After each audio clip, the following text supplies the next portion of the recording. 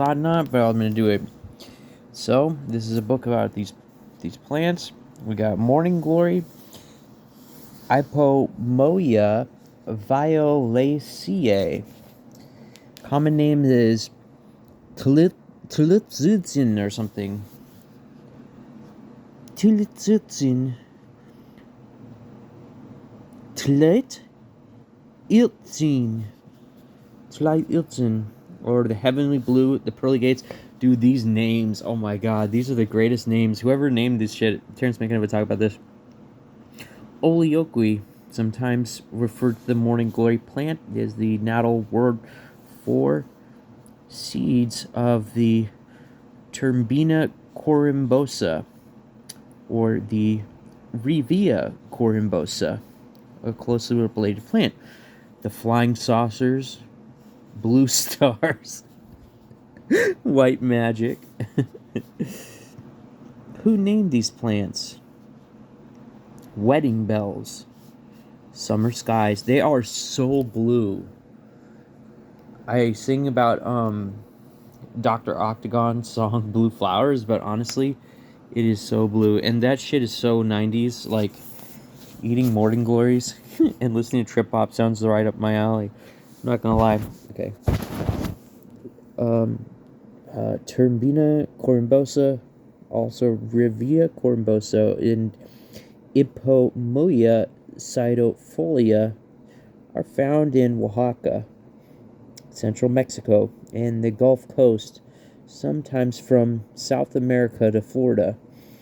Hawaiian baby wood rose. Argyria nervosa contains a similar alkaloid, as do some other Mesoamerican and African species of impomoea. No way, there's more? Impomoea purpurea, the crimson rambler, a common ornamental, does not contain alkaloids. What? Various studies are summarized by Jonathan Ott in 1993. The bindweed family. See, oh, I need to get that on my fucking iPad. More books. The bindweed family. Convolvulaceae. This genera in the family are weakly defined. Species, genera integrate. Some taxonomists have placed Turbina corymbosa in the genus of Impomoea sedifolia, along with some other morning glories. Impomoea batatas is the sweet potato, a food staple of the Aztecs. No way. This has to be just names, right? Okay, Schultes and Hoffman, 1980, includes sweet potato in their list of plants with alleged hallucinogenic effects.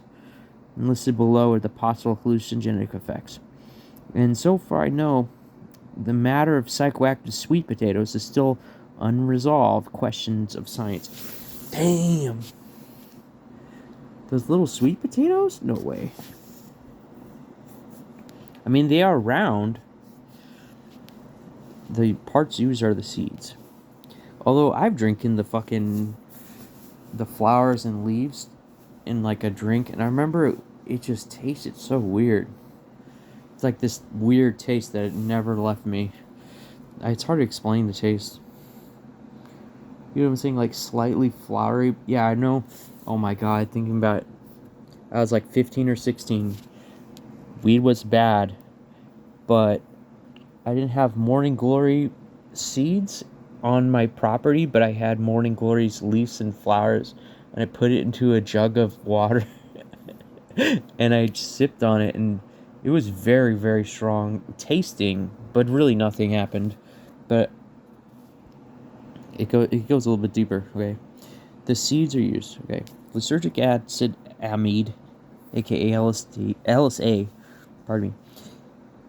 By chemical extension, if the two protons clinging to the nitrogen atom are replaced with an ethyl group, then we have dextrolysergic acid, or LSD. LSD is not yet found in plants. Besides ergine, which is dextrolysergic acid amide, oleoquy and other psychoactive morning glories contain isolysergic acid amides and half a dozen of other closely related compounds and various toxicities, including ergometrine, ergonovine, and I'm too smashed. It's ergine is in oleoquy. Wait, is that hydrogen? No, that's made from hydrogen. They contain isolysergic acid amides and 6 other closely related compounds of various toxicity. Ergometrine, which is the precursor to LSD. Ergine, or sometimes LSA, is about 1/20th the potency of LSD, and a threshold dose being around 500 micrograms, or half of 1 milligram is to 1 milligram. So he's really saying that LSD is really potent in a small amount, which is alright. Like I said, that taste of those flowers, it was very strong. It was like this rotten sweet potato taste, but it's not even like that, but just a little bit in your mouth, it tastes very strong. Oh my god, thinking about back being a fucking 16-year-old, 15-year-old, ugh. LSA versus LSD.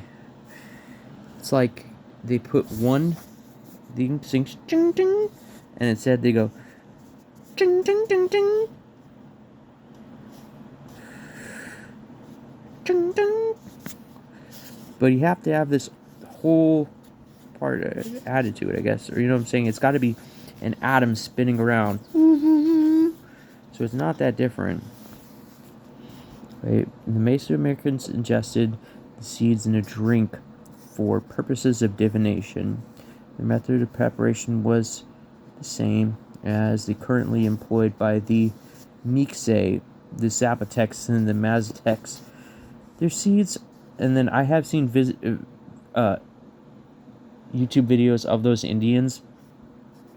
They do still exist, I guess, to some extent, or at least one of them still exists by the fucking Aztec or whatever. Wait, what is this? The Mesoamericans were the original ones, and then it's Mixe, Zapotecs, and the Maztecs. So yeah, right. The seeds are finely ground by a virgin, soaked in cold water for a few hours. The resulting infusion is then strained through a cloth to remove the solid matter.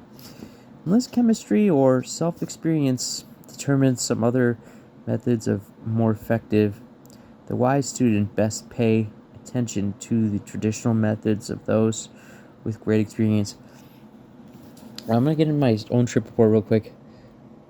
I remember I've had morning glories maybe 5 times or 4 times at least, maybe more, like 8 times. But my favorite though was Hawaiian Bay Wood Roads. I remember this one night we had just like 6 or 7 seeds, and it was so crazy. It was like everything you looked at was like brightly, like I don't know how to explain it, like brightly giving off lights, but at the same time I just had this like crazy glow to everything. And I remember this is the first time when I was like, whoa, what the fuck, what are these visionary plants? You know what I'm saying? Because it was just so cleanly only visuals and nothing else. I remember I had to drive home in the middle of the night, and I came back home, and I'm like, oh god, I'm going safe. And then just looking at all the shit in my garage, and it was like, it looked like how gold reflects light. Like, I was like, whoa. And it was just cleanly that. Right. One theory is that the water's soluble and generally... This is so silly that he's including all this stuff. It's the more dangerous and toxic oil solid alkaloids will be strained out. Morning glory seeds, or impomoea, violacea, are about 5 times more potent than corimbosa or Hawaiian Bay Wood Rose seeds, are about 5 times more the strength of that. See, that doesn't... I don't even know what this means. He's saying it's like 25 wine baby Woodruff seeds are equivalent, no, of 25, sorry, 25 morning glory seeds to every one Hawaiian baby Woodruff seed, which kind of makes sense. So that would be 125 seeds. I remember, though, the most I've ever had, I think, was always rocking around 420 seeds. And it was very strong. I remember just seeing, like, just trying to take a nap and just seeing, like, sperm hitting whatever eggs and just turning into things, and, like, the craziest thing, driving out in the wilderness and, like, Riverside, and just, like, all these sheep are escaping all this crazy shit. It was so good. But it was never as strong as the fucking Hawaiian baby Woodruff. That initial one was, like, the cleanest. Alan told me a story about finding morning glories growing in a prison yard in Texas, and him and his friends spent a Saturday picking all the seeds and eating them. They missed a whistle, and they had to go see the warden when they checked in. They managed to appear contrite. 4 or 5 seeds of Argyria nervosa can be active. 10 seeds is a high dose. And as few as 7 or 13 of some Mexican tiltzian can be an active dose. That is really strong, though. 7 little seeds. Like, compared to Datura or whatever. I mean, Datura is crapola, but people eating like fucking 300 seeds of it and still sometimes being like, I don't know what happened.